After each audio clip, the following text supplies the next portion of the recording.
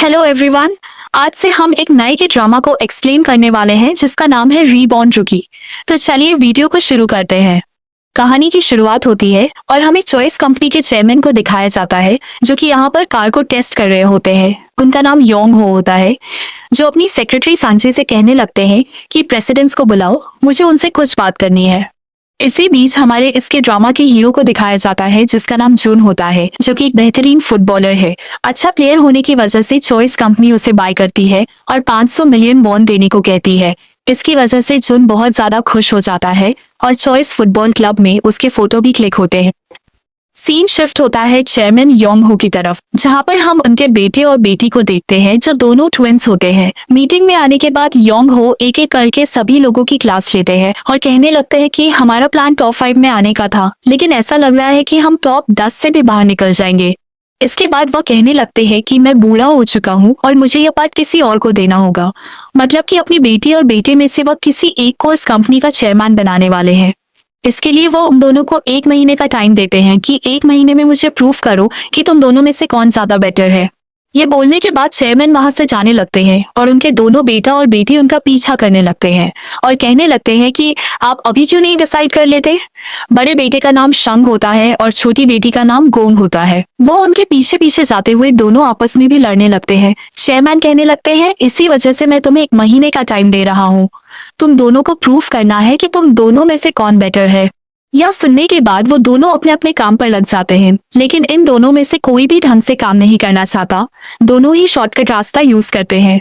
इसके बाद चेयरमैन अपने ऑफिस में आ जाते हैं जहां सांसे इसी के ऊपर बात करने लगता है। वह कहता है कि लगता है कि आप उन दोनों के बीच में लड़ाई करवाना चाहते हैं। चेयरमैन कहने लगते हैं कि मैं तो बस ये देखना चाहता हूँ कि उन दोनों में से कौन बेटर है और ये देखने में बहुत ज्यादा मजा आने वाला है। जिसके बाद चेयरमैन घर के लिए निकल जाते हैं। वहीं सांसे किसी से कॉल पर बात कर रहा होता है और कहने लगता है कि मैंने तुम्हें जो काम करने का ऑर्डर दिया था, क्या तुमने वो कर दिया है। अगले सीन में हम कांग फैमिली को देखते हैं जो कि साथ में डिनर कर रहे होते हैं। यहाँ पर भी शंग और गोंग नहीं रुक रहे होते। वह अपने अपने प्रोजेक्ट के बारे में चेयरमैन को बता रहे होते हैं, पर चेयरमैन गुस्सा होने लगते हैं और कहने लगते हैं कि तुम मुझे अभी से प्रॉफिट और लॉस के बारे में मत बताओ। हम चेयरमैन की वाइफ को ही देखते हैं जिससे यह पता चलता है कि वह अपने चेयरमैन के पद से हट रहे हैं, जिसकी वजह से वो परेशान होकर कहने लगती है कि क्या हुआ है, कुछ प्रॉब्लम आ गई है क्या। उन्हें बताया जाता है कि अब उनकी उम्र हो गई है और उन्हें अब अपनी पत्नी के साथ ट्रैवल करना चाहिए, जो कि एक अच्छी बात है।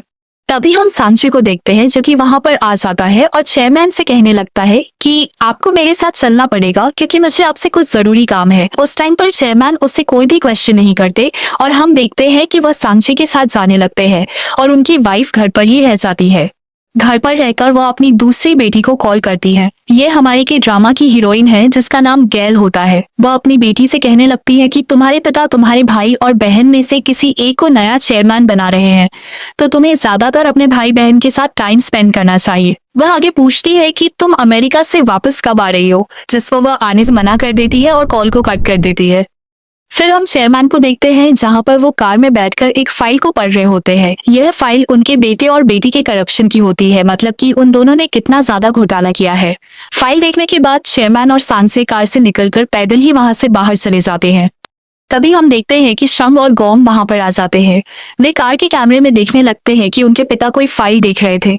वो दोनों कहने लगते हैं कि शायद हम दोनों ने जो भी घोटाले किए हैं उसकी फाइल उनके पास है। उस टाइम पर वो दोनों बहुत ज्यादा डरे हुए होते हैं और घबराहट में कार के कैमरे से मेमोरी कार्ड को भी निकाल लेते हैं।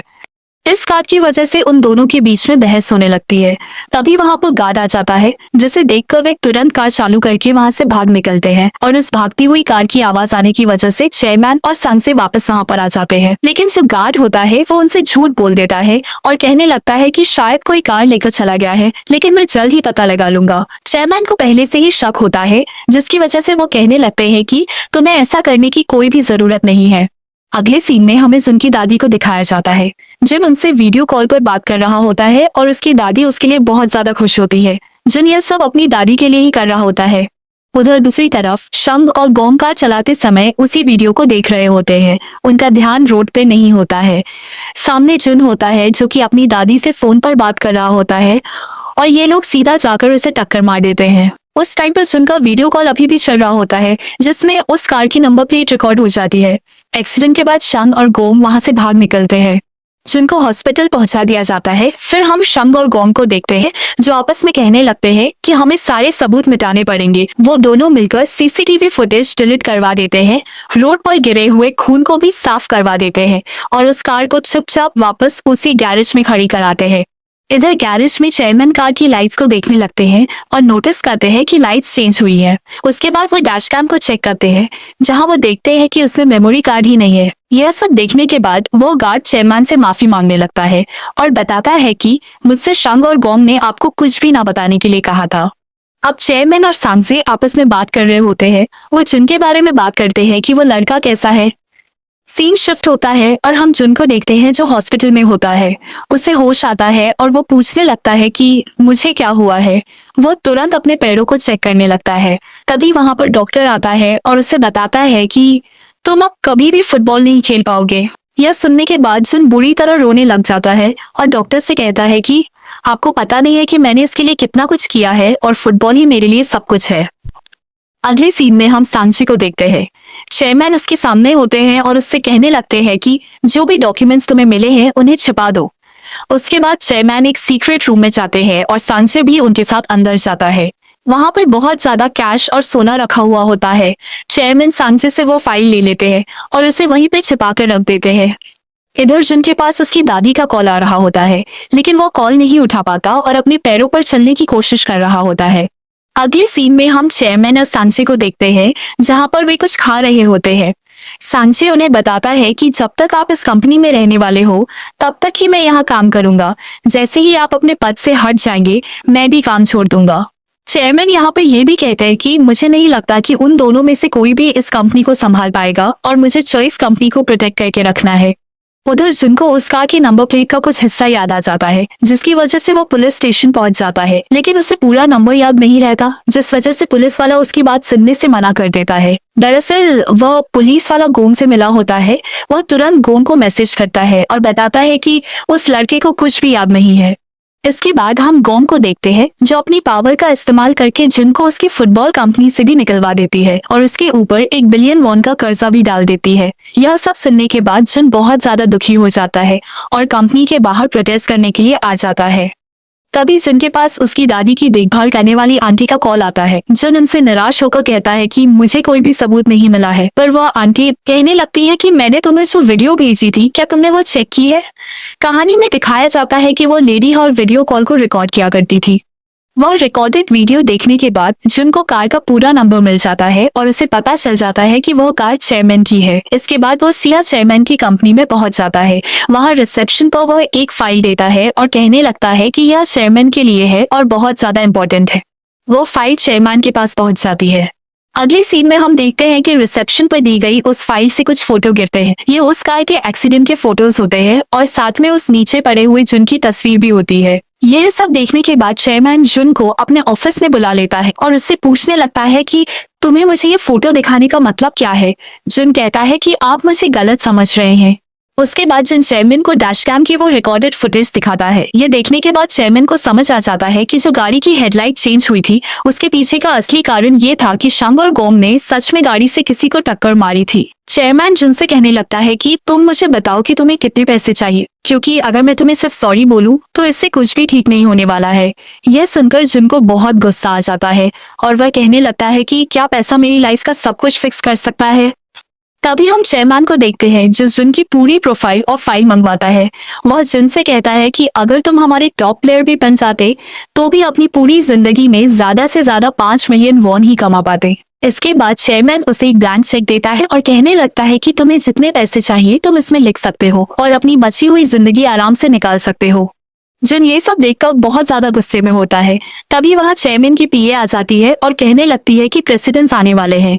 जैसे ही चेयरमैन ये सुनता है वो जिन से कहता है कि अगर तुम वापस से यहाँ आए तो मैं तुम्हें कुछ भी नहीं दूंगा और तुम्हें कुछ भी नहीं मिलेगा।